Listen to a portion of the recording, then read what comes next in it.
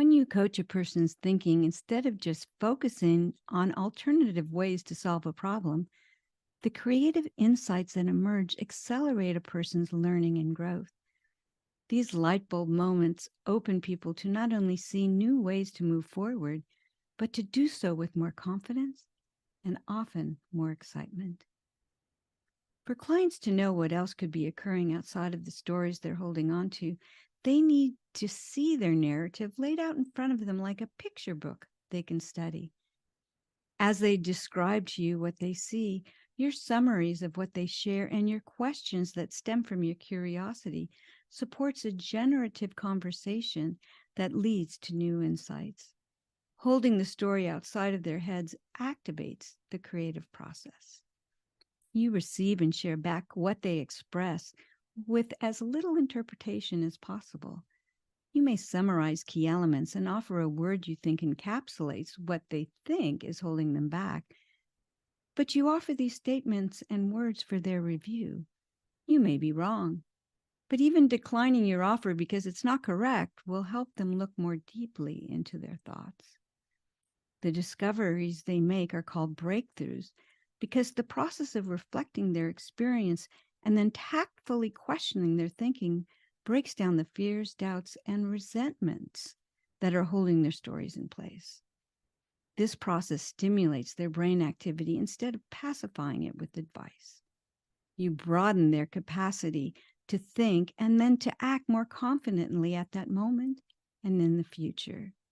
You start with feeling compassionately curious. But never assume you know what others mean when they tell you what they see and feel. They must verbalize the meaning of their words and how they fit into their perspective, so you can observe what they see and think. When you seek this understanding, they begin observing their thinking as well. You do this with an open mind and compassionate heart, so they aren't afraid of your judgment. They know you are there for their higher good. Your intentions are for their growth, not for your success.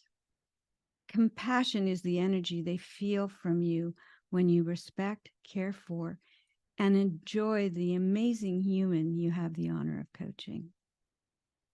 Compassion can also activate your courage when coaching. You're more willing to share when people say what they want, and then later say something contradictory to their original statement. You care enough to challenge them to name the possibilities suppressed by their protests or hidden beneath the rock of their regrets. You don't have to be an experienced coach to make a difference for them. Even if you're new to coaching, facilitating their thinking with some reflections and questions in a safe place where they can think out loud is extremely helpful.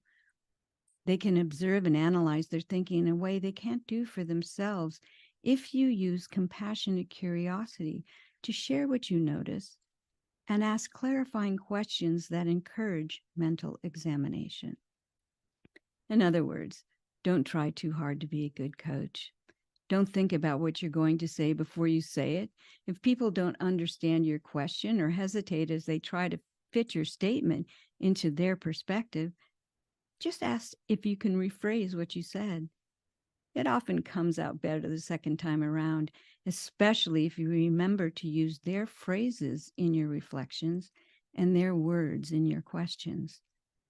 Simple reflections help them see their thinking outside of their head. Reflecting and confirming what you hear helps them evaluate their decisions and actions. As they begin to detach from the story they held so tightly, they accept what has hindered their thinking, and then they see and commit to what they need to do next.